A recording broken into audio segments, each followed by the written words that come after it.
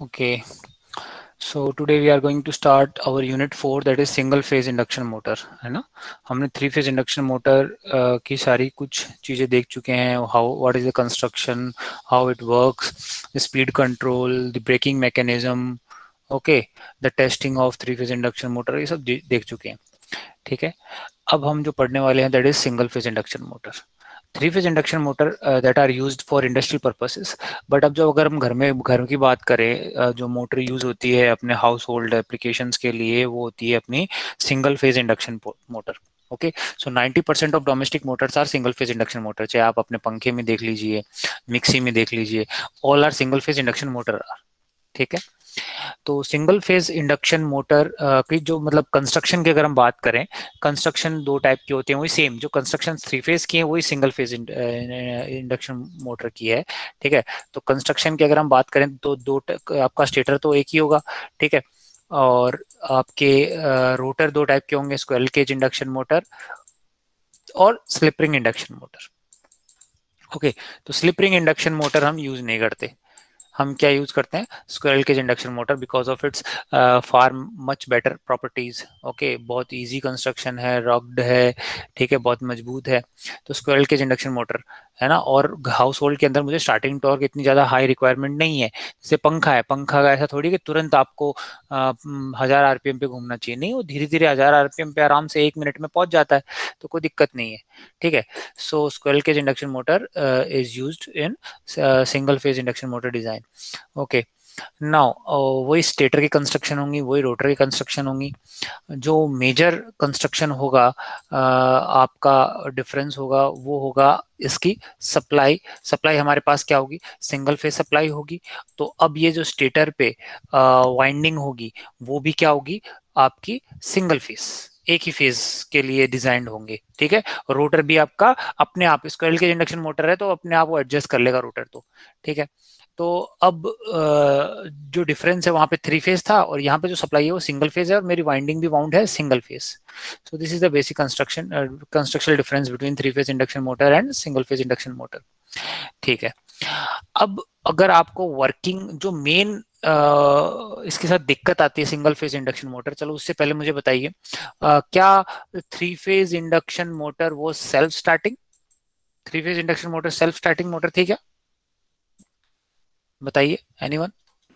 Yes sir. हाँ, 3 phase induction motor self starting थी, मतलब उसमें क्या हो रहा था कि भी आपने 3 फेज सप्लाई दी और ये स्टेटर के अंदर एक करंट फ्लो किया, और उन्होंने क्या किया, अगर 120 डिग्री फेज प्लेस्ड हैं ये आपके फेजेस, तो एक फ्लक्स प्रोड्यूस करेगा कि वो खुद रोटेट कर रही है।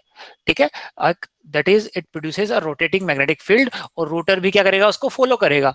ये सारी चीजें प्रिंसिपल हम देख चुके हैं 3 फेज इंडक्शन मोटर में। तो मेन दिक्कत जो सिंगल फेज इंडक्शन मोटर के साथ वो आती है single phase induction motor are not self starting, self starting नहीं है, तो मुझे इसके लिए स्टार्टर चाहिए। ठीक है, तो क्वेश्चन ये आता है, मुद्दा आता है कि सेल्फ स्टार्टिंग क्यों नहीं है। ओके, तो देखो ये दिख रहा है आपको, दिस इज ये आपका स्टेटर पे वाइंडिंग है ना, सिंगल फेज वाउंड। ओके, इसको मैंने ऐसे दिखाया, और ये मेरा रोटर है। ठीक है, तो ये तो प्रिंसिपल आप जानते हो कि भाई अगर स्टेटर के अंदर करंट फ्लो करेगा, है ना। चलो उससे पहले अगर मैं बात करूं आपको कि मुझे बताओ, अगर ये सिंगल फेज सप्लाई है, सिंगल फेज सप्लाई है, तो एक फ्लक्स प्रोड्यूस होगी, और उस फ्लक्स का नेचर क्या होगा, that flux will be a constant और साइनसोइडल और पल्सेटिंग, और तीसरी कौन सी है, रोटेटिंग। क्या नेचर होगा, ये हम सेकंड यूनिट में पढ़ चुके हैं। There are 3 type of magnetic fluxes, constant, दूसरा पल्सेटिंग, तीसरा अपना रोटेटिंग। ठीक है ना, तो 3 फेज के अंदर हमारा रोटेटिंग मैग्नेटिक फील्ड था। ठीक है, तो अब मुझे बताओ इस सिंगल फेज के अंदर आपकी जो फ्लक्स प्रोड्यूस करेगा स्टेटर कंडक्टर्स, उसका नेचर क्या होगा, एनीवन। कांस्टेंट। देखो कांस्टेंट, ये अपना सप्लाई कैसी है, एसी है या डीसी है, बताइए मुझे, सिंगल फेज एसी। एसी है। तो मैंने आपको बताया था कि एक अगर आप कॉइल माउंट करोगे और इसके अंदर डीसी वोल्टेज दोगे तो मेरी मैग्नेटिक फील्ड प्रोड्यूस क्या होंगी, कांस्टेंट, है ना, ये था। अब बट अब ये डीसी की जगह क्या है, सिंगल फेज, ये एसी है ना। तो अब जो फ्लक्स प्रोड्यूस होगी वो भी, अगर ये साइनसोइडल है मेरी सप्लाई, तो फ्लक्स प्रोड्यूस भी क्या होगी, साइनसोइडल। ये सेकंड यूनिट के अंदर हम पढ़ चुके हैं। तो the flux will be of sinusoidal nature, it means it is a pulsating in nature. अगर आपको याद है तो भूल गए देखो ये वाला पल्सेटिंग मैग्नेटिक फील्ड कैसे प्रोड्यूस होती है। ओके, जब हम सिंगल फेज एसी सप्लाई देते हैं, सी दिस मैग्नीट्यूड इसका एक डायरेक्शन में मैक्सिमम, दूसरे डायरेक्शन में मैक्सिमम, यूं आपकी कम ज्यादा होती रहेगी, यानी इट इज ए पल्सेटिंग। तो सबसे बड़ी बात यह है कि अब ये जो रोटर कंडक्टर के अंदर जो ये स्टेटर कंडक्टर से जो फ्लक्स इसके ऊपर आ रही है, that is of pulsating nature. यानी एक बार क्या करेगा, सपोज ये पल्सेटिंग मतलब एक सपोज फॉर एग्जांपल एक डायरेक्शन में मैक्सिमम है, तो रोटर के अंदर जो करंट प्रोड्यूस होगा वो बेसिकली कैसे प्रोड्यूस होगा मुझे बताओ। रोटर के अंदर ये फ्लक्स प्रोड्यूस होगा, उसकी वजह से ईएमएफ इंड्यूस होगा और उसके अंदर करंट प्रोड्यूस होगा। तो इसके अंदर ये आपके कंडक्टर्स हैं रोटर के, ठीक है। तो अब अगर सपोज फॉर एग्जांपल जो मैं स्टेटर के अंदर जो करंट फ्लो कर रहा था उसकी की वजह से जो एक रिजल्टेंट फ्लक्स प्रोड्यूस हो रही थी एक मोमेंट पे, दैट वाज डाउनवर्ड, है ना। Suppose for example constant flux है, तो मुझे बताइए रोटर के अंदर कैसा फ्लक्स प्रोड्यूस होगा, वो इसको अपोज करेगा या फिर ऐसा प्रोड्यूस करेगा जो इसको सपोर्ट करेगा। एनीवन? अपोज करेगा। लेंज लो यही तो कहता है कि भाई इट अपोजेस द कोस। तो अब मुझे बताओ इसमें आपको दिख रहा है अगर ये फ्लक्स नीचे की तरफ जा रहा है, मेन फ्लक्स है ना, ओके। तो अब मुझे बताओ आपको दिख रहा है ये रोटर कंडक्टर्स के अंदर मैंने क्रॉस कर रखा है, इसका मतलब ये क्या है, करंट कहां जा रहा है इसके अंदर। और अगर यहाँ पे मैंने डॉट कर रखा तो करंट बाहर आ रहा है। दो चाहिए मेरे को कॉइल्स। तो अब मुझे बताओ राइट हैंड थंब रूल से अगर आपने इसको पकड़ा, यानी मेरी फिंगर्स को कर्ल किया, तो ये रोटर के अंदर ये जो करंट है ये फ्लक्स को क्या कर रहा है, अपोज कर रहा है, सपोर्ट कर रहा है। इसकी वजह से फ्लक्स का डायरेक्शन कहाँ है, ऊपर या नीचे? सर ऊपर।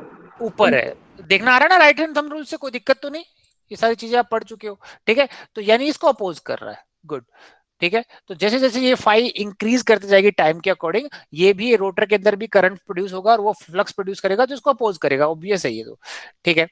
बट अब आप देख रहे हो एक बार फ्लक्स नीचे की तरफ जा रही है और एक बार ऊपर की तरफ, मतलब ये स्टेटर के अंदर जो प्रोड्यूस हो रही है वो क्या हो रही है, पल्सेटिंग नेचर हो रही है। ये हम प्रूव कर चुके हैं कहां पे, इसके अंदर। सी फिर भी मैं आपको यहाँ पे भी प्रूव कर दूंगा।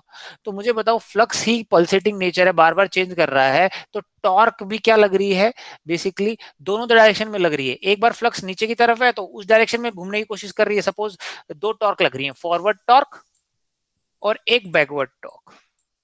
तो रोटर घूम ही नहीं पा रहा, बिकॉज क्यों, क्योंकि जो फ्लक्स है that is of pulsating nature, okay, that is of a pulsating nature. उसको प्रूव करेंगे हम किससे, डबल फील्ड रिवॉल्विंग थ्योरी से, डबल फील्ड रिवॉल्विंग थ्योरी। तो ये इनडायरेक्ट क्वेश्चन भी आता है आपके, explain the double field revolving theory.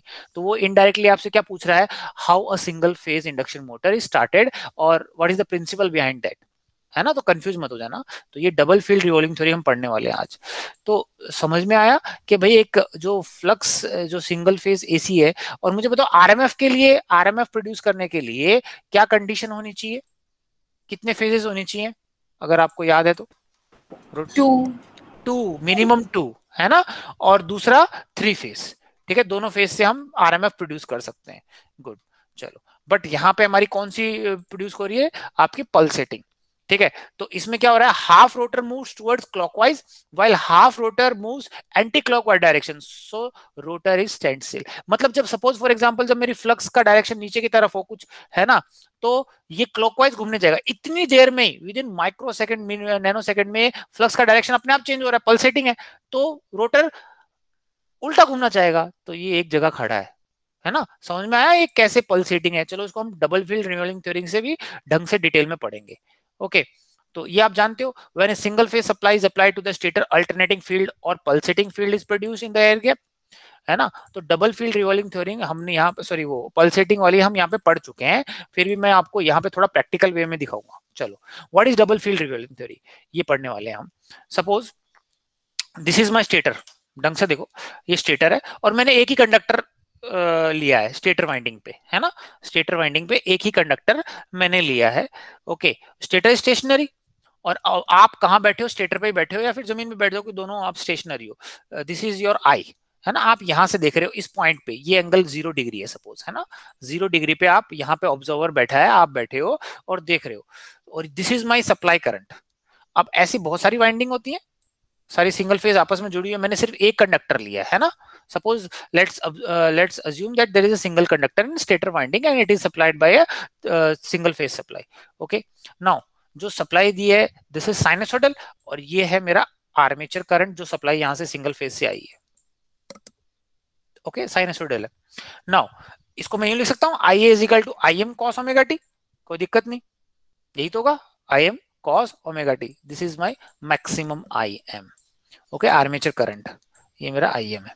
Now चलो स्टेप बाय स्टेप चलते हैं, और ये अब मुझे बताओ, जब यहां पे 0 डिग्री था, जब करंट मेरा 0 डिग्री था, करंट क्या था मेरा, मैक्सिमम कह सकता हूं, मैक्सिमम था, और मैंने मान लिया सपोज जो इस मैक्सिमम का मतलब है, पॉजिटिव मैक्सिमम का मतलब है ए डैश और ए कंडक्टर में करंट का डायरेक्शन ऐसा है, ए में तो नीचे की तरफ जा रहा है और ए डैश में ऊपर की तरफ आ रहा है, इनकमिंग और आउटकमिंग करंट है ना, तो है ना, तो ओमेगा टी इजिकल टू 0 पे आप पुट करोगे तो आई ए की वैल्यू कितनी आएगी, I am maximum.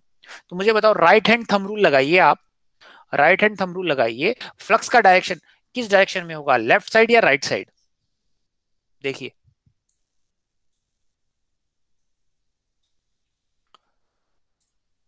Right hand thumb rule का लगा, राइट साइड, वेरी गुड, इस डायरेक्शन में होगा, कोई दिक्कत नहीं, राइट हैंड थंब रूल लगाना आता है सबको, है ना। तो अब थंब का डायरेक्शन इसको पॉइंट आउट करेगा इस डायरेक्शन में, तो आप यहां पे बैठे हो, आपको क्या नजर आएगी, एक मैक्सिमम फ्लक्स नजर आएगी आपकी तरफ आती हुई।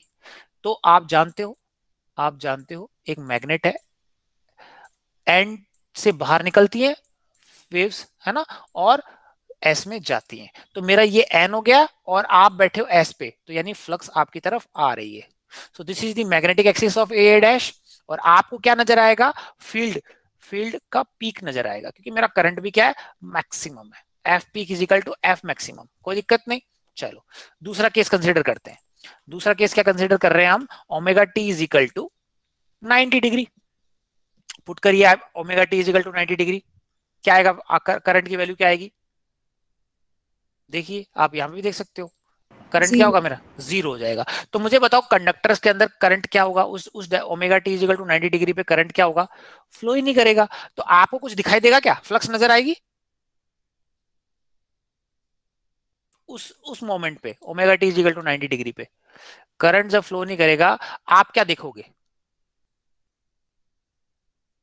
आपको क्या दिखाई देगा ये बताओ, कुछ नहीं दिखाई देगा, क्योंकि फ्लक्स तो है ही नहीं। Okay, suppose you can see the flux, है ना, तो अब आपको वहां पे दिखाई नहीं देगा। See next, magnetic axis of A dash, और ये ओमेगा टी इक्वल टू 90 पे बनाया, एफ पी की 0, पोल्स आर लॉस्ट, कोई फ्लक्स है ही नहीं। ओके, अब चलते हैं हम दूसरी, ओमेगा टी इक्वल टू 180 पे, है ना, मेरा करंट पीक पे है लेकिन नेगेटिव डायरेक्शन में, तो मुझे बताओ यहाँ पे नेगेटिव है, यानी यहाँ पे ए डैश क्या हो जाएगा, क्रॉस, और ए क्या हो जाएगा, dot, see this dot and cross. Okay, तो ऑब्जर्वर को अब क्या नजर आएगा बताइए, फ्लक्स आएगी, लेकिन वो फ्लक्स क्या है, दूर जा रही है, पीक है, तो अब ये एन बन गया, आप एन पे हो गए और ये एस हो गया, सही कह रहा हूं, कोई दिक्कत नहीं। ओके, एफ पीक क्या होगा, minus F max. Okay, now फिर से हम कहां गए, आपके 180 डिग्री 90 आ गया, ओके 180, फिर 270 पे गए, फिर से करंट की वैल्यू क्या होगी, 0, 0, एफ पी की equal to 0, poles are lost again. मतलब आप अगर यहां एक ऑब्जर्वर बैठा है, आपको क्या नजर आ रहा है, आपको ये नजर आ रहा है, एक बार फ्लक्स मैक्सिमम होती है आपके डायरेक्शन में, फिर 0 होती है, फिर वो मैक्सिमम होती है दूसरे डायरेक्शन में, फिर वापस मैक्सिमम होती है, यानी आपको क्या नजर आ रहा है, एक फ्लक्स है जो कि पल्सेट कर रही है up and down, F maximum minus F maximum, ठीक है, यही an observer sees a pulsating field which becomes maximum and 0, है ना, नेगेटिव मैक्सिमम भी हो रहा है, कोई दिक्कत नहीं, यही हमने यहां से इससे प्रूव किया था, और अब मैंने आपको सिंगल फेज के रिगार्डिंग समझा दिया है। ओके, तो जब भी एक सिंगल फेज एसी सप्लाई दोगे, you will be observing a pulsating magnetic field. Okay, अब चलो डबल फील्ड रिवॉल्विंग थ्योरी क्या कहती है वो देखते हैं हम, उसके बारे में बात करते हैं। सबसे पहले ये एफ पीक आया, एफ पीक नजर आ रहा है, एफ पीक को मैं क्या लिख सकता हूं, एफ, इसको जो करंट है, एफ मतलब होता है field, okay, I is equal to I A cos, अब थोड़ा मैथमेटिक्स पढ़ लेते हैं, cos omega T, this was the supply current, यही करंट किसको प्रोड्यूस कर रहा है, फील्ड को। तो मुझे बताओ अगर ये अल्टरनेटिंग है तो मेरा फील्ड भी अल्टरनेटिंग होगी, यानी वो पल्सेटिंग है। तो इसको भी मैं क्या लिख सकता हूँ, F is equal to F peak को क्या लिख सकता हूँ, F, F peak sorry, F is equal to F peak या F maximum cos omega T, उसी नेचर का होगा।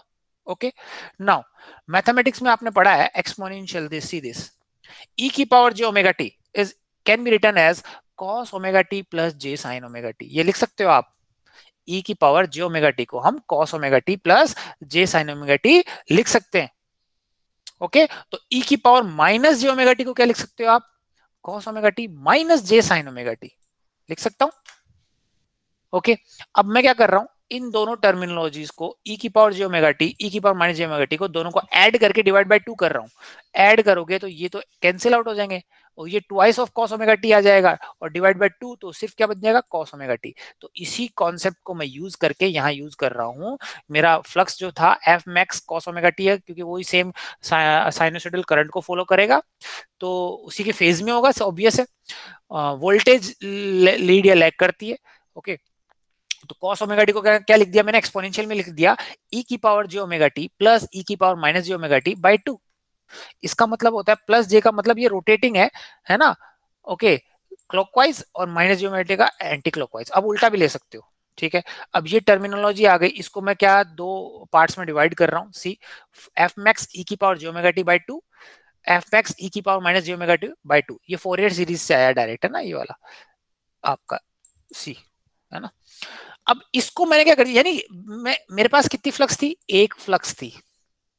अब उस फ्लक्स के अंदर दो फ्लक्स छुपी हुई है, मैथमेटिक्स से प्रूव किया है। e की पावर j ओमेगा टी, एक है e की power minus j omega T, यानी ओमेगा टी मतलब रोटेट कर रही है, तो प्लस है, मतलब सपोज ये क्लॉकवाइज, आप एंटी क्लॉकवाइज भी मान सकते हो, कोई दिक्कत नहीं। अगर आपने इसको क्लॉकवाइज माना है तो माइनस ओमेगा टी मेरा क्या हो जाएगा, एंटी क्लॉकवाइज, यानी देर आर टू फ्लक्सेस, जो मेरी सिंगल फेस जो पल्सेटिंग फील्ड कर रही है, देर आर टू फ्लक्सेस, है ना, whose magnitude is this and this. एक को मैंने कह दिया फॉरवर्ड एमएमएफ वेव, एक को मैंने कह दिया बैकवर्ड एमएमएफ वेव। ये चलो फील्ड में हम फ्लक्स की बात करते हैं, तो इसको हमने फ्लक्स में चेंज कर दिया, सी दिस, फील्ड की जगह फाई, हम फाई से आप ज्यादा अच्छा रिलेट कर पाओगे, so we have converted that MMF field into flux, कोई दिक्कत नहीं। फाई मैक्स e की power j omega t by 2, phi max e की power minus j omega 2 by 2, this is called double field revolving theory. Double field, मेरे पास field क्या थी, अभी आपने देखा एक ही फील्ड है जो पल्सेट कर रहा है, बट इसको बाय मैथमेटिक फोरियर एनालिसिस मैंने किसमें चेंज कर दिया कि there are two fluxes, okay, that one is rotating in anti-clockwise while another is rotating in clockwise, this is called double field revolving theory। okay, इसको और detail में देखेंगे, यानी एक फॉरवर्ड फ्लक्स कहलाएगी और एक क्या कहलाएगी, बैकवर्ड फ्लक्स कहलाएगी।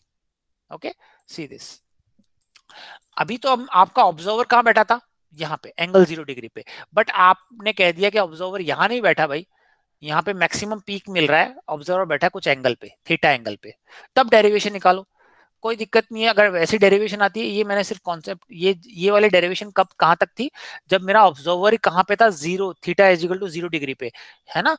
बट अब मेरा ऑब्जर्वर खुद यहां बैठा है, तब क्या होगा, कुछ नहीं होगा, सिंपल एक एक्स्ट्रा टर्म आ जाएगी कॉस थीटा की, है ना। अगर आप इसको प्रोजेक्ट करो तो यहाँ पे क्या आएगा, एंगल कॉस थीटा आएगा, see this, F is equal to F peak cos theta, peak cos theta आ जाएगा, सिंपल। तो एफ पीक को हमने क्या लिखा था, F max cos omega T, see this, ये वाली equation, F max cos omega T pulsating था। अब अगर कोई पर्टिकुलर एंगल पे बैठा है बंदा, उसको क्या नजर आएगा, कॉस थीटा मल्टीप्लाई हो जाएगा इसके, वही किया मैंने यहाँ पे, ठीक है, कॉस थीटा आ जाएगा, सी, यानी जहां जहां पे भी ये आ रखा है कॉस थीटा से मल्टीप्लाई कर दो भाई यहाँ पे, और कुछ नहीं है, सिंपल मैथमेटिक्स है। अगर वो ऑब्जर्वर यहाँ बैठा है, अगर ऑब्जर्वर यहाँ बैठा है तो आप देख लो कॉस 0 डिग्री क्या होता है, 1, 1 पुट करो यहाँ पे, यही तो इक्वेशन आएगी वापस। ओके, तो मैंने क्या किया है, अभी जो आपकी पल्सेटिंग वेव थी उसको मैंने दो हिस्सों में तोड़ दिया, तो ऑब्वियस दिख रहा है आपको, एक तो plus omega T, minus omega T, दोनों अपोजिट डायरेक्शन में घूम रही है विद सेम मैग्नीट्यूड, कितना मैग्नीट्यूड है 5max/2, आधा आधा। ओके, नाउ एट थीटा वही हो जाएगा F max cos omega T cos theta. इसको थोड़ा सा और मॉडिफाई कर लेते हैं, कॉस ओमेगा टी और कोसाइन के फॉर्मूलेस लगाते हैं टिग्नोमेट्री के। तो cos omega T cos theta को मैं क्या लिख सकता हूँ, twice of cos omega T cos theta. ये टिग्नोमेट्री के हैं आप लॉज, है ना, मैथमेटिक्स इन्वॉल्व है यहाँ पे। फिर 2 से 2 कैंसिल आउट हो जाएगा, मेरे पास क्या बचा, आप ऐसे ना करके हमने क्या किया, इसको हमने किया है, सॉरी 2 डिवाइड किया 2 मल्टीप्लाई किया है। Okay, 2 cos omega T cos theta multiply किया। अब 2 cos omega T cos theta को मैंने by with the help of trigonometric laws मैंने cos theta minus omega T plus cos theta plus omega T cos C plus cos D वाला formula लगाया यहाँ पे, है ना, वो वाला इसमें कर दिया। फिर इसको मैंने दो हिस्सों में फिर से डिवाइड किया। तो 5max this is my forward flux and this is my backward, है ना। और इसको मैंने एफ मैक्स की जगह मैंने फ्लक्स ले लिया। अब this is the final 5max/2 cos theta minus omega T 5max cos theta plus omega T, यानी ये एक डायरेक्शन में घूम रहा है तो इसके उल्टे डायरेक्शन में घूम रहा है। तो अगर आपको कहे कि भाई थीटा के फॉर्म में आप डिराइव करो फ्लक्स को, तो आप ये कर सकते हो, नॉर्मल नहीं तो ये भी चल जाएगी, है ना। ये एक ही इसी को डिफरेंट तरीके से लिखने के तरीके हैं अगर ऑब्जर्वर आपका थीटा एंगल पे रखा हुआ तो। ओके, नाउ अब इसको करते हैं हमने पल्सेटिंग। अब ये इससे हम उल्टा चलते हैं कि भाई ये पल्सेटिंग है कि नहीं, ठीक है। जो हमारा लॉज था कि भाई एक बार ऑब्जर्वर को क्या दिखा रहा है, मैक्सिमम पीक दिख रहा है, और एक बार ऑब्जर्वर को नेगेटिव पीक दिख रहा है और बीच में जीरो दिख रहा है। तो देखते हैं क्या होता है, यानी एक दो फ्लक्स हो गई मेरी, एक तो फॉरवर्ड डायरेक्शन में जा रही है और एक बैकवर्ड में देख रही है। सी वही डायग्राम करते हैं। ऑब्जर्वर यहाँ रखा है, थीटा की वैल्यू क्या होगी 0 डिग्री, है ना। यहां से चल लो आप इसमें इस डायरेक्शन, इससे देख लो आप, let me rub this. Okay, now omega की वैल्यू वो तो गई, और ऑब्जर्वर कहां बैठा है, ऑब्जर्वर यहीं बैठा है, तो theta is equal to 0 degree वाला काम आ जाएगा फॉर्मूला। ये दिन इसकी जरूरत नहीं है, हम ये वाला फॉर्मूला काम कर में ले लेंगे, ये वाला।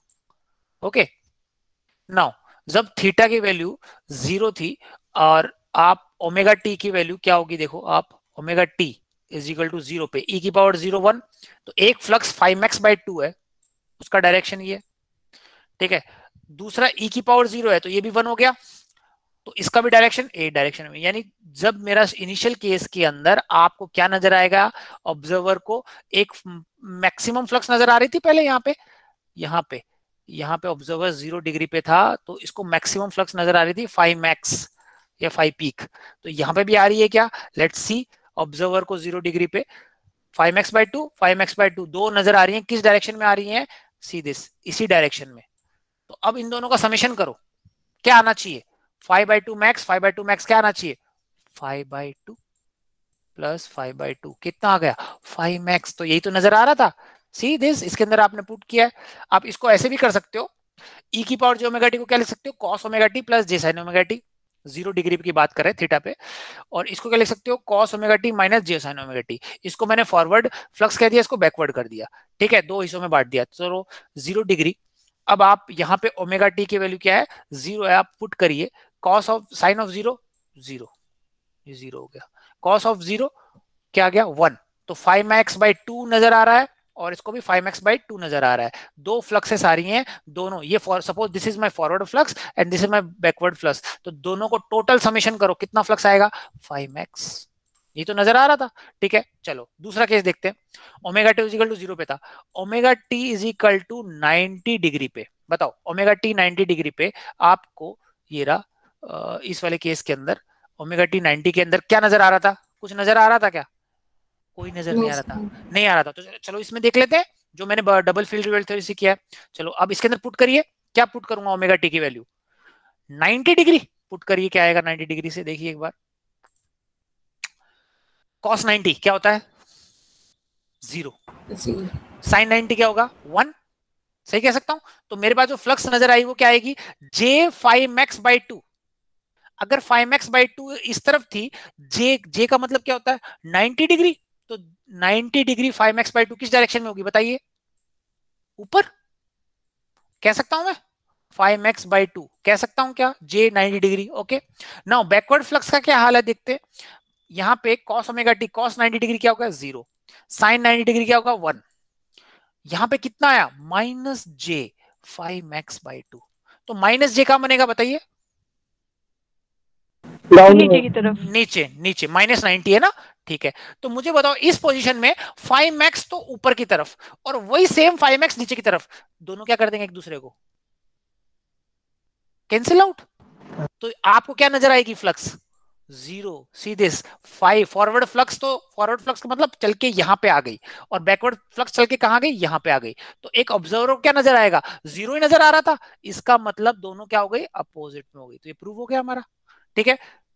अब आगे और चलो, आप अगर आप 180 पे चलोगे तो दोनों के दोनों अगर इस फॉर्मूले में पुट करिए omega T equal to 180 degree, आपको क्या आएगा फाई की वैल्यू आएगी -5max, -5max/2 आएगा, -5max/2 आएगा, दोनों अपोजिट डायरेक्शन में। अब ऑब्जर्वर को क्या नजर आएगा, फिर से मैक्सिमम नजर आएगा मैक्स, बट वो आपके दूर जा रहा है, ओके। फिर से 270 में देखो, 270 में देखोगे तो ये फ्लक्स घूम के, रेड कलर कौन सी फ्लक्स है मेरी फॉरवर्ड फ्लक्स, और ब्लू कलर कौन सी है मेरी बैकवर्ड फ्लक्स, तो फिर से कौन सी कंडीशन आ गई अपोजिट डायरेक्शन में आ गए, तो फिर से ऑब्जर्व क्या नजर आएगा कुछ नजर नहीं आएगा, तो इसका मतलब मैं कह सकता हूं कि सिंगल फेज जो फ्लक्स से प्रोड्यूस हो रही है उसको मैं दो फ्लक्स में पार्ट बांट सकता हूं, कह सकता हूं, और वो फ्लक्स क्या कर रही है रोटेट कर रही है, एक तो फॉरवर्ड डायरेक्शन में रोटेट कर रही है और एक बैकवर्ड में, तो जब एक ही डायरेक्शन में होंगी ओमेगा टी इक्वल टू 0 तो मेरे को मैक्सिमम नजर आएगी, फिर ये 90 डिग्री पे ये फॉरवर्ड फ्लक्स कहां पहुंची रोटेट करके यहां पे, तो मेरे को 0 आ रहा है, फिर ये आपके 180 डिग्री पे कहां पहुंची इस पे, दोनों फ्लक्स, क्योंकि बैकवर्ड फ्लक्स घूम के इधर आई और फॉरवर्ड फ्लक्स घूम के इधर आई, तो दोनों फिर से कंबाइन करके फिर से मेरे को मैक्सिमम मिला, ओके।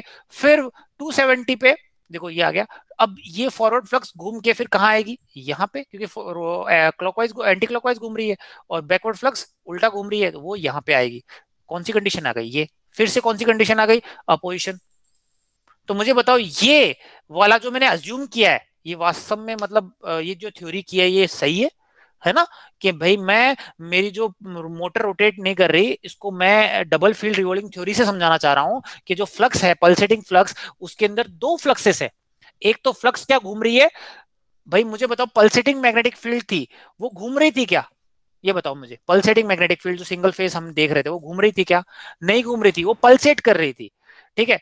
बट अगर मैंने इसको मान लिया कि हाँ ये घूम रही थी बट आधी आधी फ्लक्स घूम रही थी, एक तो क्लॉकवाइज और एक तो एंटी क्लॉकवाइज, तो मैंने इस पल्सेटिंग फील्ड को डबल फील्ड रिवॉल्विंग थ्योरी यानी दो फ्लक्स में बांट दिया, उनका मैग्नीट्यूड आधा है, ओके।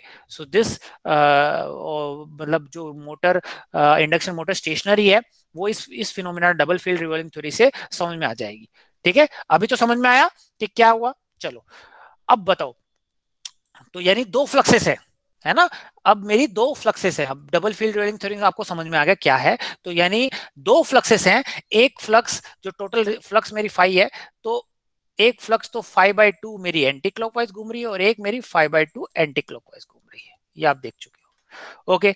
नाउ सपोज जो एंटी क्लॉकवाइज घूम रही है ना, उसकी स्लिप एस है ना, ओके। यानी एक तो क्या होगा एंटी क्लॉकवाइज घूम रही है तो रोटर भी उस तरफ घूमना चाहेगा, सपोज एनआर, ओके।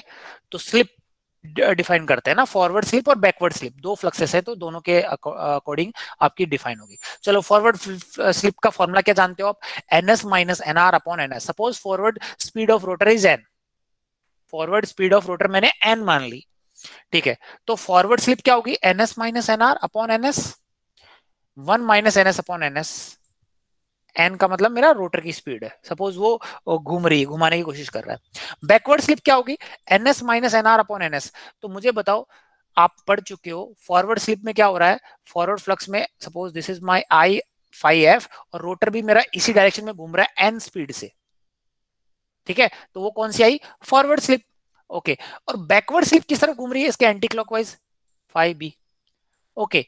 बट अब मुझे बताओ बैकवर्ड स्लिप के अपोजिट घूम रहा है मेरा रोटर, तो एन की जगह क्या आएगा माइनस ऑफ एन, लिख सकता हूं NS minus NR upon NS के फॉर्मूले में एन मेरा, मैं अगर उसी डायरेक्शन में घूम रहा है तो प्लस एन आता है, ये हम थ्री फेज इंडक्शन मोटर में हम देख चुके हैं, बट एन की जगह अब यहाँ पे क्या है माइनस एन है, ये समझ में आया सबको, माइनस एन क्यों लिया मैंने बैकवर्ड स्लिप के लिए, मैं बैकवर्ड फ्लक्स के लिए निकाल रहा हूं, ये same formula NS minus NR upon NS होता है।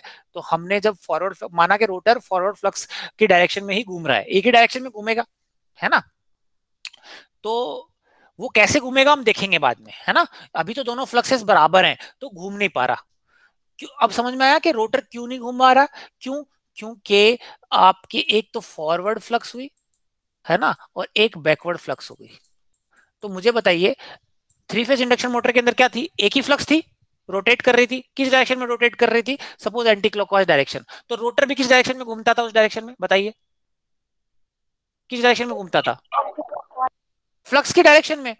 बट अब रोटर तो कंफ्यूज हो रखा है, किधर जाए, दोनों इक्वल फ्लक्सेस हैं, एक तो क्लॉकवाइज एक एंटी क्लॉकवाइज, और दोनों का मैग्नीट्यूड सेम है, तो रोटर घूम ही नहीं पाएगा।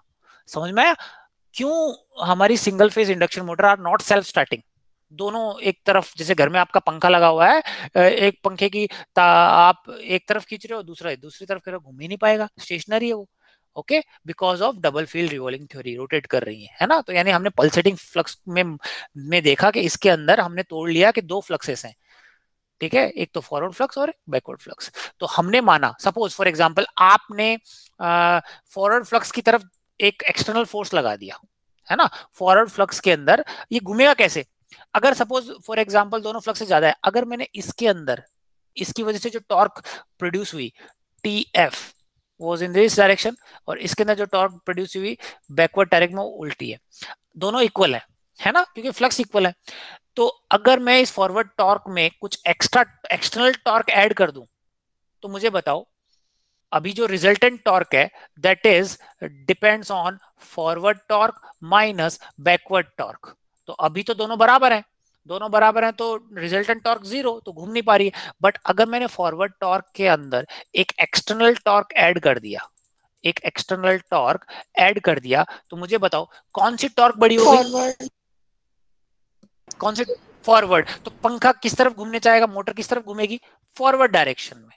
यानी मुझे इंडक्शन मोटर को स्टार्ट करने के लिए एक इनिशियल पुश चाहिए, एक इनिशियल पुश चाहिए, वो एक्सटर्नल, क्यों, क्योंकि दोनों टॉर्क है। अब अगर जिस डायरेक्शन में आपने पुश दिया, रोटर उस डायरेक्शन में घूमना चालू हो जाएगा। कैसे हम देखेंगे, हैं भाई, आपने सिर्फ एक टॉर्क लगा के छोड़ दिया, ऐसा नहीं कांस्टेंट टॉर्क लगाया, आपने बस उसको धक्का लगा के छोड़ दिया, ऐसा थोड़ी है कि आप परमानेंट धक्का लगा रहे हो, धक्का लगा के बस छोड़ा ही है, ठीक है। तो उस केस में क्या ये बढ़ता ही जाएगा, ये घटता ही जाएगा, कैसे हम देखेंगे, ओके। अभी तो ये समझो, तो हमने माना कि फॉरवर्ड में धक्का दे दिया और फॉरवर्ड फ्लक्स ज्यादा हो गई, ठीक है। तो फॉरवर्ड स्लिप क्या होगी, 1 minus N upon N S, इसमें कोई डाउट नहीं, कोई भी इक्वेशन में डाउट हो तो देखना, this is forward slip. Backward slip क्या होगी, N S minus N R upon N S, तो एन आर क्या है उसके लिए, अपोजिट डायरेक्शन में घूम रहा है, तो माइनस एन आएगा, ओके। तो ये क्या हो जाएगा, 1 plus N upon N S. अब इसको थोड़ा रीअरेंज करते हैं, थोड़ा मैथमेटिक्स में, 1 plus N upon N S को क्या लिख सकते हैं, फर्स्ट इक्वेशन से देखिए, एन अपॉन एन एस को मैं लिख सकता हूँ 1 माइनस एस, ये लिख दिया 1 माइनस एस। तो अब क्या आ गई, इसको सॉल्व करो, बैकवर्ड स्लिप कितनी आ गई, 2 माइनस एस, ठीक है। तो सिंगल फेज इंडक्शन मोटर के अंदर दो स्लिप होती है, फॉरवर्ड स्लिप जो कि एस होती है, जो simple three phase induction motor में थी वही फॉर्मूला है, और बैकवर्ड स्लिप का फॉर्मूला क्या है, 2 माइनस एस, ठीक है। Backward slip is slip with respect to backward field, whereas forward slip is slip with respect to forward field, okay, समझ में आया। अब अगर इसका इक्विवेलेंट सर्किट बनाना चाहें तो कैसे बनेगा, सिंपल है, देखो स्टेटर तो कॉमन है, थ्री फेज इंडक्शन मोटर से रिलेट करो आप, थ्री फेज इंडक्शन मोटर का स्टेटर और इसका स्टेटर सेम है, कोई दिक्कत नहीं है, और हम पर फेज ही बनाते हैं, तो स्टेटर के जो इक्विवेलेंट सर्किट है उसमें तो कोई दिक्कत नहीं आएगी। रोटर में आएगी, क्यों, रोटर में दो स्लिप एग्जिस्ट कर रही है, तो दो मेरे इक्विवेलेंट सर्किट बनेंगे रोटर के। देखो एक तो फॉरवर्ड फ्लक्स, फॉरवर्ड स्लिप का क्या बनता है, याद हो, अगर आपको याद है तो S of E two I two JSX2 R2, ये तो बनता था, है ना, ये किसका बनेगा, और ये current I2 is equal to S of E2 R2 plus JX2, यही था, ओके। अब ये स्लिप मल्टीप्लाई करता था। अब आप ये बताइए बैकवर्ड स्लिप के लिए यही इक्विवेलेंट सर्किट में क्या चेंजेस आ जाएंगे, बताओ एनीवन। 2 माइनस एस कर दीजिए। वेरी गुड, जो भी मल्टीप्लीकेशन एस का था उसकी जगह 2 माइनस एस आ जाएगा, ये देखो ये रहा, तो इक्विवेलेंट सर्किट भी आपका इजीली बन जाएगा, मैं बनाऊंगा अभी, ओके। तो फॉरवर्ड फ्लक्स का सर्किट के लिए करंट क्या आ जाएगा, I2 is equal to S of E2 under root of R2 square plus X2 square angle this. ये सारी 3 फेज वाली है। Okay, rotor current due to forward flux, ये rotor current flux S E2 पे depend कर रहा है, directly proportional है। ओके, और बैकवर्ड स्लिप में सेम यही फॉर्मूला आ जाएगा, बस S की जगह 2 माइनस S आ जाएगा, see this, even power factor में। So rotor current due to backward slip. तो ठीक है, अब अगर इसको इसकी वजह से हम क्या कहते हैं टॉर्क ड्रॉ करेंगे, तो टॉर्क स्लिप कैरेक्टरिस्टिक अगर आपको याद है ये कुछ ऐसा था, ये किसकी वजह से था, स्लिप S। 2 माइनस S की वजह से क्या होगा, जस्ट उल्टा हो जाएगा इसके ऐसे। तो देखो दो टॉर्क होंगी, ये रेड कलर वाला जो टॉर्क करवाया किसकी वजह से आया, फॉरवर्ड टॉर्क, उसके लिए स्लिप है। और ये ब्लू वाला जो दिख रहा है आपको, ये बैकवर्ड टॉर्क है, किसकी वजह से आया, 2 माइनस S। तो इन दोनों का रिजल्टेंट ग्राफ, इन दोनों का रिजल्टेंट ग्राफ अगर आप ड्रॉ करोगे तो ग्रीन वाला है। ठीक है, ग्रीन वाला है। स्टार्टिंग कौन सा पॉइंट है, ये वाला पॉइंट है starting, this is my starting point. तो आपको दिख रहा है क्या, स्टार्टिंग पॉइंट में दोनों फ्लक्स क्या है, दोनों टॉर्क क्या है, बराबर है। तो टॉर्क क्या नजर आ रही है, रिजल्टेंट टॉर्क क्या है यहाँ पे, 0। और जबकि एक्चुअल 3 फेज इंडक्शन मोटर के अंदर हमारा ग्राफ कुछ ऐसा था, ये ऊपर वाला रेड वाला मान लो स्टार्टिंग टॉर्क कुछ ना कुछ थी, बट यहाँ पे because of this backward torque and forward torque दोनों का रिजल्टेंट अपोजिट डायरेक्शन में, तो यहाँ पे 0 आ गई। तो मुझे यही इसलिए मेरी स्टार्टिंग में टॉर्क क्या होती है, 0, इसलिए इंडक्शन मोटर स्टार्ट नहीं हो पाती। ओके, ये ग्राफ भी आप बना सकते हो आपकी उसमें एग्जाम में। Okay, no, so total torque is 0 at start and also speed at below synchronous speed, है ना। टोटल टॉर्क मेरी 0 थी अब। Okay, now principle of operation अब समझते हैं। ठीक है, स्टेप बाय स्टेप चलते हैं, क्या है इसको मैं समझाता हूं। According to double field revolving theory, चलो उससे पहले मैं आपको सिंपल ये बताता हूं कि भाई आपने एक डायरेक्शन में जब धक्का दे दिया है ना, एक डायरेक्शन में आपने धक्का दे दिया, तो फिर उसी डायरेक्शन में आप परमानेंट थोड़ी धक्का दे रहे हो, कांस्टेंट टॉर्क नहीं लगा रहे हो, आप सिर्फ धक्का छोड़ के देख रहे हो। मतलब अगर आपके जो घर के अंदर जो पंखा लगा हुआ है उसके अंदर आप एक बार ऑब्जर्व करना, कैपेसिटर भी लगा हुआ होता है क्या, यस सर, लगा रहता है, वेरी गुड। कैपेसिटर बता वहां पे क्या काम करता है, वो एक्सटर्नल टॉर्क, वो एक्स्ट्रा टॉर्क धक्का देने का काम करता है। समझ में आया क्यों लगा था कैपेसिटर, समझ में आया। अब अगर उस कैपेसिटर को अगर आप हटा दोगे ना, है ना, पंखा नहीं घूमेगा, पंखा नहीं घूमेगा। कई बार आपने ये देखा ऑब्जर्व कि यार पंखा, आप पंखे को कई बार ये है कि थोड़ा पुश देना पड़ता है ना, एक पुश देते हो तो उसी डायरेक्शन में घूमने लग जाता है। अगर कैपेसिटर फेल हो गया तो वो क्या करता है, यानी एक्सटर्नल टॉर्क, ये जो मेरी रिजल्टेंट टॉर्क है, forward torque minus backward torque. Okay, और ये फॉरवर्ड टॉर्क के अंदर मैं एक्सटर्नल कैपेसिटर डालता था और ये फॉरवर्ड टॉर्क को बढ़ा देता था। ठीक है, तो पंखा एक डायरेक्शन में घूमने लग जाता था और उसी डायरेक्शन में घूमता था। बट अगर आप कैपेसिटर हटा के देखना, हटा देना, ठीक है, पंखा आप स्विच ऑन करना, पंखा नहीं चलेगा। फिर क्या करो, आप धक्का दो, एक डायरेक्शन में धक्का दो। सपोज आपने क्लॉकवाइज डायरेक्शन में धक्का दिया, तो कौन सी टॉर्क मेरी बड़ी हो गई, फॉरवर्ड टॉर्क। तो पंखा घूमने लग गया किस डायरेक्शन में, फॉरवर्ड में। अब दूसरा केस ऑब्जर्व करना, कैपेसिटर नहीं है, पंखा रुक गया, ठीक है, आपने उल्टी डायरेक्शन में धक्का दिया, कौन सी टॉर्क बड़ी होगी अब, बैकवर्ड टॉर्क। तो पंखा किस डायरेक्शन में घूमने लग जाएगा, एंटी क्लॉकवाइज। तो समझ में आया कैपेसिटर का क्या यूज है सिंगल फेज इंडक्शन मोटर के अंदर। आपके घर में पंखा, वो सिंगल फेज ही तो है, ठीक है। बट कैपेसिटर दो टाइप के लगे होते हैं, ये सारी चीजें पढ़ेंगे हम, डोंट वरी। ये capacitor start, capacitor run motor, ये हम नेक्स्ट क्लास में पढ़ेंगे। Okay, single phase induction motor ही है। तो अब मेरा क्वेश्चन ये है कि भाई ऐसा क्या है, आप उसमें तो कैपेसिटर लगा हुआ है, लेकिन अभी आपने क्या किया, पंखे को एक डायरेक्शन में धक्का देके, कंटिन्यूस धक्का थोड़ी लगा रहे हो आप, मुझे बताओ, कंटिन्यूस धक्का लगा रहे हो क्या, नहीं लगा रहे। मैं क्या कर रहा हूं, प्लस टी एक्सटर्नल लगा के फिर टी एक्सटर्नल 0 कर रहा हूं। समझ में आया। तो फॉरवर्ड टॉर्क लेकिन फिर बढ़ती क्यों गई, इसका रीजन क्या है वो देखते हैं। Okay, let's see. तो वो कॉन्सेप्ट क्या है, लेट्स सी। चलो मुझे बताइए, फॉरवर्ड, अब आप ही बताओ, फॉरवर्ड स्लिप क्या होगी, बताओ, एस। ओके, बैकवर्ड स्लिप क्या होगी, 2 minus S. 2 minus S, very good. और इसकी वजह से जो मेरी टॉर्क डेवलप हो रही है वो फॉरवर्ड टॉर्क है, दिस इज फॉरवर्ड टॉर्क। और ये क्या है, मेरी बैकवर्ड टॉर्क, है ना, इसकी वजह से। नाउ अब मुझे बताओ टॉर्क इज सॉरी जो टॉर्क है that is proportional to current, है ना? करंट, ढंग से सुनना क्या कहना चाह रहा हूं, torque is proportional to current, ये पढ़ चुके थे। और करंट किसके प्रोपोर्शनल है बताओ? एस ऑफ E2, सही कह रहा हूं? Yes, sir. ओके, ये सारे इक्वेशन पढ़ चुके हैं हम। यानी अगर स्लिप, यानी ये वैल्यू मेरी ज्यादा होगी, है ना, तो टॉर्क भी ज्यादा होगी। ठीक है, तो अब मुझे बताइए स्टार्टिंग के अंदर फॉरवर्ड टॉर्क को मैंने धक्का दिया, कौन सी टॉर्क को जाकर धक्का दिया मैंने? फॉरवर्ड टॉर्क को। कौन सी टॉर्क ज्यादा हो गई? Forward torque. तो अब मुझे बताओ forward torque suppose anti clockwise है, रोटर किस डायरेक्शन में घूमने लग गया बताइए? रोटर किस डायरेक्शन में घूमने लग गया? Anti clockwise. मुझे बताओ स्टार्टिंग में क्या होगी? स्टार्टिंग में स्लिप क्या, किसकी वैल्यू क्या होगी? स्लिप की वैल्यू क्या होती है स्टार्टिंग में, ये बताइए? 1. 1। तो फॉरवर्ड स्लिप की वैल्यू क्या होगी बताइए? 1. 1। बैकवर्ड स्लिप की वैल्यू बताइए? 1। Very good.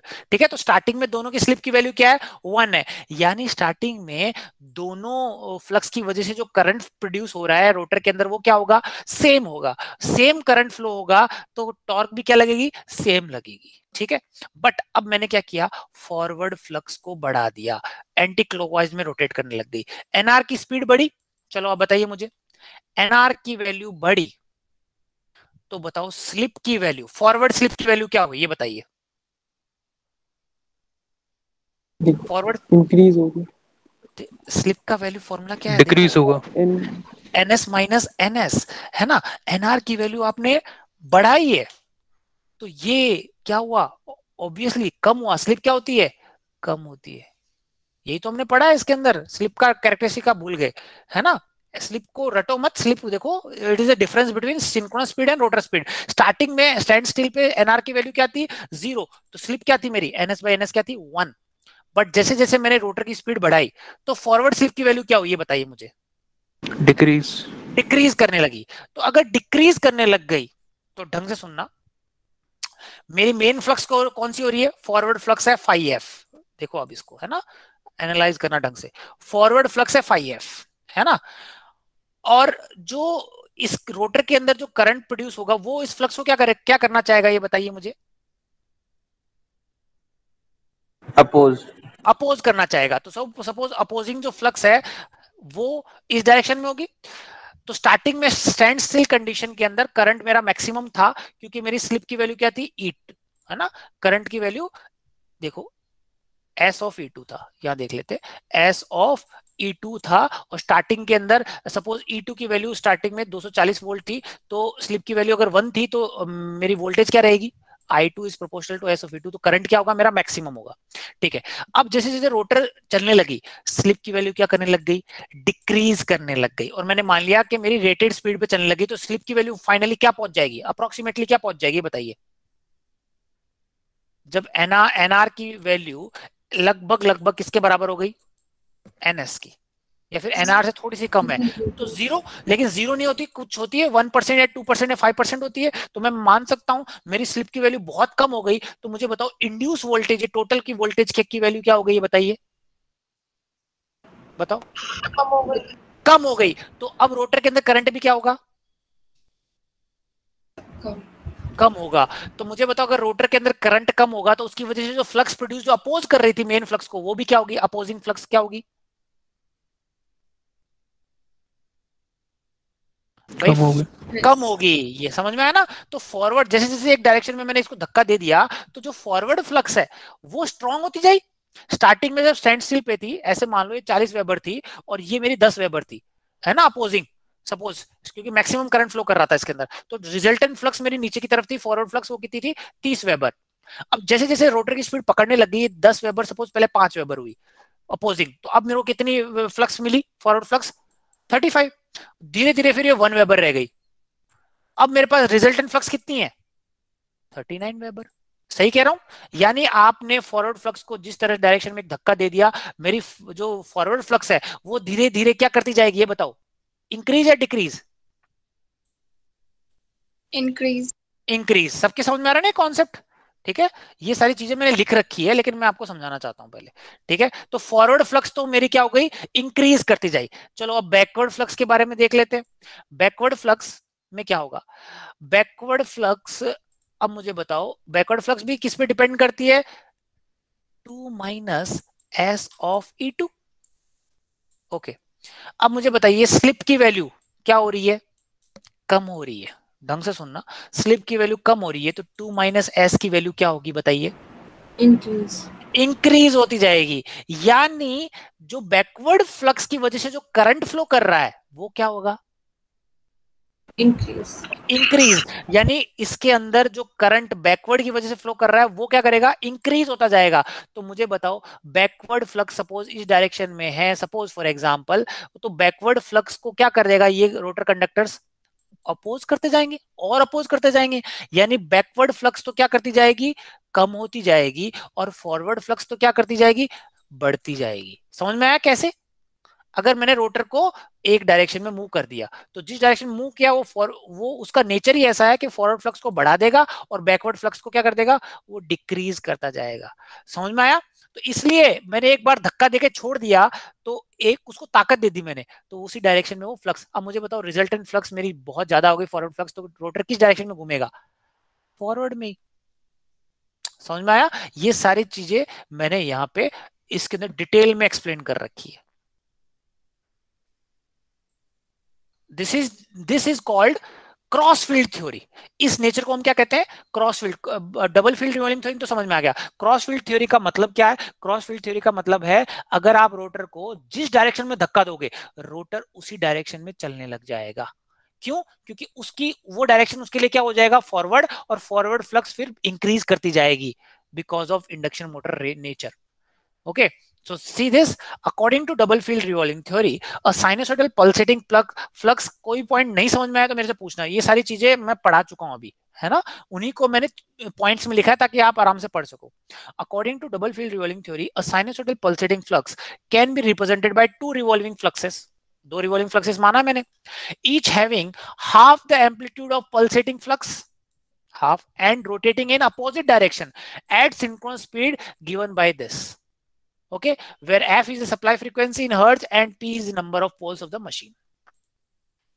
Okay, अब स्टैंड स्टिल पे क्या होता है, at the time of start the forward flux and backward flux are equal in magnitude and create equal rotor current. Equal rotor current आ रहा है ना, समझ में आया अभी, क्योंकि एक तो 2 minus S rotor current depend कर रहा था, ओके, और एक करंट जो फॉरवर्ड था वो एस ऑफ E2 पे डिपेंड कर रहा था। स्टार्टिंग में टॉर्क स्लिप की वैल्यू क्या होती है 1, तो ये क्या हो गया E2, ये भी क्या हो गया E2, तो रोटर करंट भी मेरा क्या होगा, equal in magnitude and create equal rotor current at the same power factor. Consequently the forward torque at stand still is equal to the backward torque at stand still, resulting in zero starting torque, and therefore the motor fails to start at the starting. However, if the rotor is given an initial motion external, ठीक है, in any one direction by any means, that then it continues to accelerate in the same direction, मतलब जिस direction में धक्का दिया उसी direction में ये एक्सेलरेट करना चालू हो जाती है। क्यों, क्योंकि मैंने अभी आपको बताया same direction till it reaches the normal operating speed. Okay, this phenomena can be explained according with the double field revolving theory as follows. कैसे, वो भी मैंने किया, ये सारी चीजें मैंने समझाई है। कौन सा, कि भाई कैसे एक डायरेक्शन में मैंने मूव किया तो स्लिप डिक्रीज करती जाएगी बट बैकवर्ड स्लिप क्या करेगी, ये इंक्रीज करता जाएगा, वो सारा चीजें मैंने लगा रखा है यहाँ पे। ओके, द डीमैग्नेटाइजिंग इफेक्ट, भाई इसके अंदर जो डीमैग्नेटाइजिंग इफेक्ट है फॉरवर्ड फ्लक्स के अंदर तो कम होता जाएगा, बट बैकवर्ड स्लिप के अंदर जो डीमैग्नेटाइजिंग इफेक्ट है वो बढ़ता जाएगा। ओके, तो वो फॉरवर्ड फ्लक्स को मजबूत बनाता जाएगा और बैकवर्ड स्लिप को फ्लक्स को वीकर बनाता जाएगा। ठीक है, so accordingly the forward torque continues to increase, भाई फॉरवर्ड फ्लक्स बढ़ेगी तो फॉरवर्ड टॉर्क भी बढ़ेगी, while the backward torque continues to decrease, क्योंकि डीमैग्नेटाइजिंग इफेक्ट है, resulting in the total torque being more and more positive as the speed rises towards normal operating speed, जब तक normal operating speed ना पहुंच जाए तब तक। However, it must be remembered that although the forward flux becomes stronger and backward flux becomes weaker, there some remains constant and expectedly so, as the applied voltage is constant requiring constant air gap flux। मतलब इनका resultant जो हमने देखा था, देखो ये वाला, ये क्या है, यही तो है मेरा टॉर्क स्लिप करेक्टर। ऐसा नहीं कि एक डायरेक्शन में घूमता, क्योंकि वोल्टेज तो मेरी कांस्टेंट है, इससे ज्यादा बढ़ा नहीं सकते, तो वो बढ़ती नहीं जाएगी एक डायरेक्शन में जाके, जो इसकी मैक्सिमम लिमिट है वहां पे कांस्टेंट हो जाएगी। तो इन दोनों का सम तो क्या रहेगा, कांस्टेंट ही रहेगा। Okay, so another important aspect of operation is that, मुझे बताओ फॉरवर्ड फ्लक्स, अगर मैं इसमें बात करूं, आप ही बताइए, फॉरवर्ड फ्लक्स किस डायरेक्शन में घूम रही है, एंटी क्लॉकवाइज डायरेक्शन में, उसकी स्पीड क्या है, ns। बैकवर्ड फ्लक्स किस डायरेक्शन में घूम रही है, रिवर्स डायरेक्शन में, उसकी स्पीड क्या है, ns।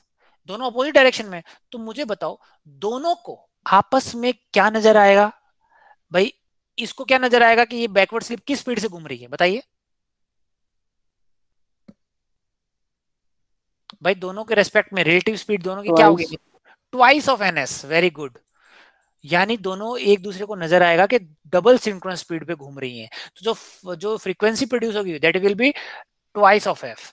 सो ये ध्यान रखने वाला पॉइंट है। Another important aspect of operation is that the forward flux glides past the backward flux wave at double synchronous speed, resulting in a double frequency torque। ठीक है, एक वाइब्रेशन टॉर्क बन जाती है। ठीक है, and similarly the backward flux too glides the past the forward MMF wave at double synchronous speed, again resulting in a double frequency torque, वही same है। So the presence of the double frequency torque makes the single phase induction motor noisier, मतलब noise ज्यादा करती है single phase induction, vibrate करने लग जाती है, क्योंकि डबल फ्रीक्वेंसी कंपोनेंट एग्जिस्ट करता है, क्यों करता है वो देखा आपने, and more prone to vibrations. ठीक है, more prone to vibrations than compare to three phase induction motor. This again is not an unexpected, since single phase instantaneous power always contains double frequency oscillating power component। इसलिए इनके पास double frequency oscillating power component होता है। क्यों होता है वो आपने देखा भी, क्योंकि दो हमने जो डबल फील्ड रिवॉल्विंग थ्योरी से समझाया मैंने आपको। So the single phase motor can placed on a rubber mat or other spring foundation to limit the vibration and noise from spreading to the surrounding। ठीक है, रबर टो करके इन पे ये इसको वाइब्रेशंस को कम करने का रखते हैं। ठीक है, तो this is the working of what, single phase induction motor explained with bye double field revolving theory. Double field revolving theory से एक्सप्लेन किया है। ओके, नाउ इसका और क्रॉस फील्ड थ्योरी क्या होती है, क्रॉस फील्ड थ्योरी ये कहती है जो हमारा रिजल्टेंट टॉर्क है, सी दिस रिजल्टेंट टॉर्क, ये वाला TF माइनस TB में अगर हम एक एक्सटर्नल टॉर्क ऐड कर दे, जो आपने ऐड किया है, उस टॉर्क क्या करेगी, उसी डायरेक्शन में मेरे मोटर बढ़ती जाएगी, मतलब उसी डायरेक्शन में मेरे मोटर रोटेट कर दी जाएगी और उसी डायरेक्शन में उसकी स्पीड बढ़ती जाएगी। That is explained by cross field theory, है ना। वो क्यों क्रॉस फील्ड थ्योरी मैंने कैसे बताया, स्लिप बढ़ती जाएगी, है ना, ये सारी चीजें यहाँ पे एक्सप्लेन कर रखा मैंने। एट स्टार्टिंग स्लिप इज 1, तो फॉरवर्ड स्लिप 1, बैकवर्ड स्लिप भी 1। एट रनिंग स्लिप इज 0, तो फॉरवर्ड स्लिप तो 0 और बैकवर्ड स्लिप ट्वाइस, बहुत ज्यादा, तो बहुत ज्यादा करंट फ्लो करेगा रोटर के अंदर because of that backward slip. तो जो करंट ज्यादा फ्लो करेगा तो अपोज भी ज्यादा होगा, इसलिए वो टॉर्क भी डेवलप बहुत कम होगी। Okay, this is the cross field theory. ठीक है, नाउ इसका इक्विवेलेंट सर्किट बना लेते हैं फटाफट, बहुत सिंपल है। ये इक्विवेलेंट सर्किट था किसका, थ्री फेज इंडक्शन मोटर का। तो ये पर फेज था, कोई दिक्कत नहीं। तो मुझे स्टेटर के कंडक्टर्स को मुझको चेंज करने की जरूरत है क्या, नहीं, बस मुझे ये रोटर को चेंज करना है। ये क्या प्रोड्यूस करता था, JX5, this was the field, है ना, this was the field that. तो अब मेरे पास दो फील्ड है, फॉरवर्ड फील्ड और बैकवर्ड फील्ड।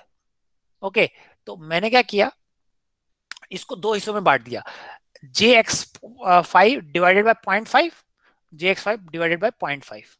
तो स्टैंड स्टिल कंडीशन पे तो स्लिप की वैल्यू क्या होती है, 1 होती है। और इन रोटर के जो पैरामीटर्स हैं इनको भी मैंने दो हिस्सों में बांट दिया, see this 0.5 JX5, 0.5 JX5, half का वैल्यू मतलब 0.5 होता है।